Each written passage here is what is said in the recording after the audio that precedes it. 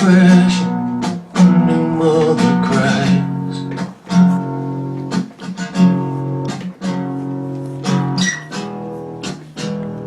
Listen to the fall, to the floor. Welcome back to another pen talk. Thanks for watching.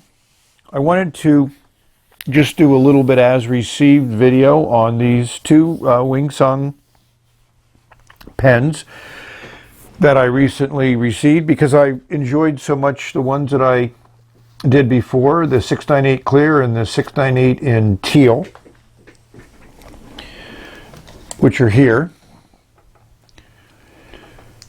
So I wanted to look at the black version because I thought it was just a classic look, and I wanted to do the clear version with rhodium trim. So we have 3 with gold trim and 1 with rhodium trim. And also I wanted to compare 2 of the different nibs, which seem to be the popular nibs in these new versions of Chinese pens that I've been looking at. I just set up the packages so I could open them easily. So the packaging is consistent on these 4 Wing Sungs that I have. That was a 40-inch slip. I love the clear version. I think it's just amazing. It compares to any of the clear demonstrator pens that I've ever used. And the black version is just a classic. I certainly enjoy black and gold. A lot of my vintage is done that way. So I wanted to take a look at it. I mean, it feels good in the hand. I know one of my reviewers said it looks like cheap plastic, but you know, what does cheap plastic look like? Plastic is plastic. It's really how it feels that determines the quality of plastic, and this feels as good as any of the precious resin plastics that other pen manufacturers use. It has a very nice ink window.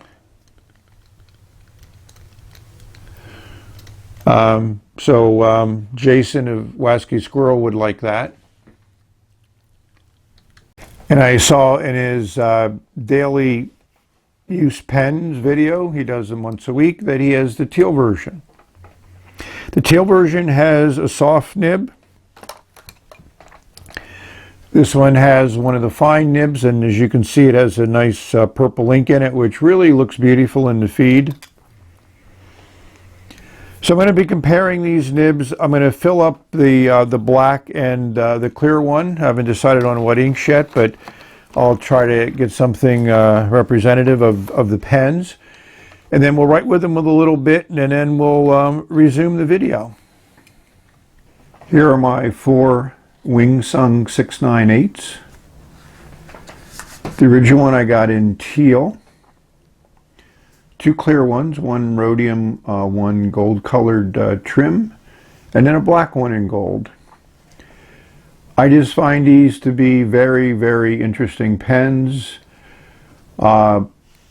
These 3 with fine and extra fine nibs write consistently well all the time. The teal one, which has a soft nib, has some flow issues. I need to work on it and see what I can do to correct them, but I just find this demonstrator models to be excellent. And I think it's interesting just to show you the difference between the gold trim and the silver trim in the way that it brings out the pen color. I actually like the silver trim better on the clear model than the gold trim. I just think, I don't know, it just seems to work better, but obviously the black one looks excellent in the gold trim. I mean, that's a really classy looking pen. So we're going to do a little bit of writing with these and show you the different nibs, so when you decide if you do want to add one of these pens to your collection, you can pick the one that you like the best and writes the best as far as what you enjoy from a writing experience. The quality is consistent amongst these 4 pens. The piston filler works great in all of them. When I received them, I took out the unscrew the nib, the section with the nib and everything. I silicone greased it. I also did my bulb flush, so everything was clean, and they all wrote right out of the box after I did that, and they wrote very well. These two now. One's with gold, one's with rhodium. Hopefully the transparency and how the ink color vibrantly shows through the transparency of the pen is evident. Just to unscrew cap. These really don't post, so that's the one downside. If you're into posting, these are not pens for you. The gold one has a fine nib, and the rhodium or silver trim one has extra fine.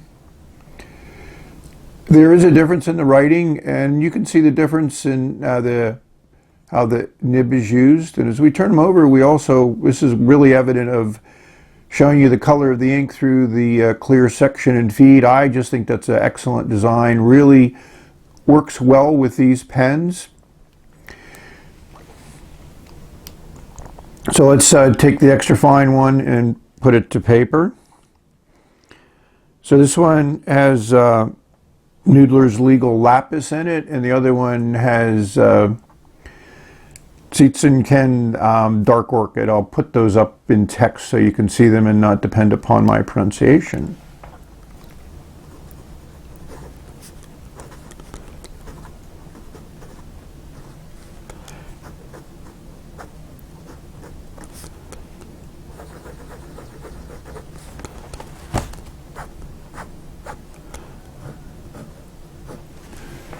So with most extra fine nibs, you're going to get a lot of feedback. It only requires light pressure to write with, and as you can see, that is an extremely fine line. So for lovers of extra fine, especially the Asian variety of extra fine, which is really extra fine, almost like needlepoint in other nib designations. And it lays down a decent amount of ink. I mean, this is not a really dark, intense ink, but the color comes across well.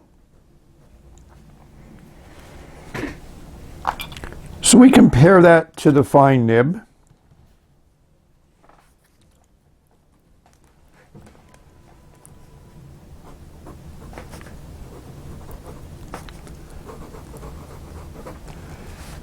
Obviously, this color is more brilliant, this ink. And that really comes across clearly in the writing. The other thing is the fine nib is a softer nib than the extra fine, which I think kind of goes with the designation of fine and extra fine as far as what people want to use them for writing with.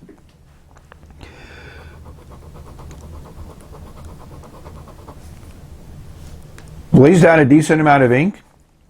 And this is definitely smoother, but you would expect that. But I think this is even smoother than I've gotten from other nibs, other fine nibs. It does require more consistent pressure to get it to write. But that's just something you learn over time. As you can see, it does occasionally skip, and I've had those issues before, but it more has to do with my writing than the pen. So I just think the black version of this pen is just good looking. I'd almost call it sexy. Certainly classic, in the design. We have that nice diamond cut top to it, which I'm getting more used to over time. Obviously the ink window is full of black ink, so you're not going to see it, but as you can see, it's a full fill, and this is very easy. The first time you fill it, you get pretty much a full fill. So this is also a fine nib, but this is Noodler's Heart of Darkness ink, and it's a pretty nice wet ink, and I think a very intense dark. Hopefully Oski Squirrel has found his black, or if he hasn't tried Heart of Darkness, I have read a number of different reviews about how this is not that much different from just Noodler's black, but this is bulletproof, lasers, ultraviolet, infrared, ammonia, nuclear blast, whatever, it'll survive. So the other thing you'll notice about this nib is it is kind of soft, and it lays down an incredible patch of ink. So that's one of the big differences between the fines and extra fines, is the amount of ink that the pen lays down. And there's nothing else here but black in this ink, which I really like. I would say this is slightly less smooth than the other fine nib, but I think that's probably just more of a manufacturing variance than anything else. But it's still a great writer and a consistent writer. I've had all these pens inked up, some of them for a week or more and some of them for more than a couple days, and every time I've pulled them out they've written well. So this is the original one that I did, which was in teal, and until the other colors I became aware of them and they became available, and you can see the ink window very nicely here. This has a Robert Oster ink in it. I think it would have been nice if this feed section was always transparent. I'm certain there was some design considerations. So this is also a fine nib. And I wanted to show you the challenges I'm having with the flow on this pen. Occasionally it'll be okay for a while. When I first started using it, it was okay.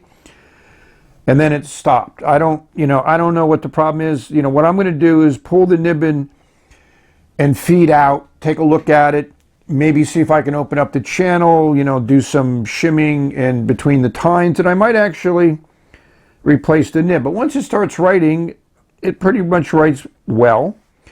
This is a Robert Oster Deep Sea, which is a really nice kind of like turquoise teal deep sea color. This is also very, very smooth writer. And when the ink flow is good, it puts down a decent patch of ink.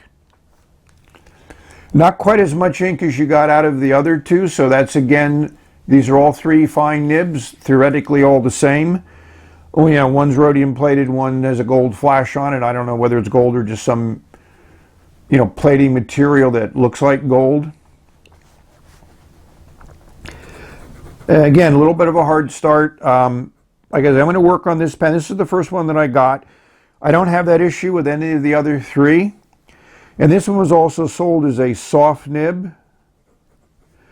And from my experience here, all the fine nibs have a similar type of softness to them. This one isn't any different than the other ones, but it does have an issue with flow. So it could be the ink also. You never know, certain inks and certain pen combinations have a challenge. So I'm going to work on this nib a little bit, see what I can do, and come back later. That the feed and nib look exactly like some of the pilots, so I did a little experiment. I pulled the nib and feed out of my 78G, and this is that interesting stubby nib, and I put it into the 698, and it just slid right in. It's keyed, so it only goes in one area, so you just slide it around until you get it, and then it pushes right in. And we're going to take a look at how this nib works in this pen.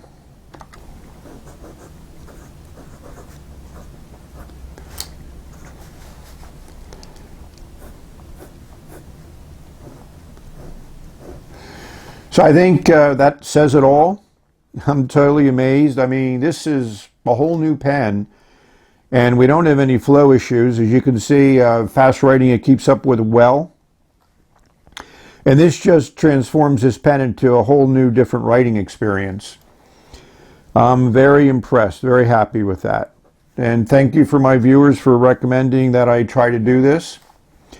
So all of those pilots that you have that have nibs and feeds like this, they can easily go into your 698 and transform the writing experience, and now gives you a whole bunch of new nibs to try out. And they work well. I wanted to show these two feeds up close. The black one is out of the 698 Wing Sung, and the gray one is out of a 78G. They are strikingly similar. One of the things that I noticed right away is that center channel, which feeds the ink, is open more on the pilot, and if you look at the back part here, it's also open and deeper and more defined. A little bit cleaner, removal of whatever this may have been, the feed from the injection molding. You flip them over, the similarities continue. There's a little bit of a difference there. You don't have that little notch. But overall, pretty decent. You know, could it be the same machines or just a machine that was made to duplicate the pilot feed? We'll never know. And let's take a look at the two nibs. These are both fine nibs. One out of the pilot and one out of the wing sung. Notice they both say super quality. Interesting that they maintained that. So my guess is the 78Gs are probably made in a similar factory or maybe even the same factory. If you flip over the nibs, you'll see that they have that, not really a wing per se, but it's something that secures the nib precisely on the feed. So there's no real confusion over where that nib should be. So when you put this in the pen, you can see that fits right into those grooves on the side of the feed.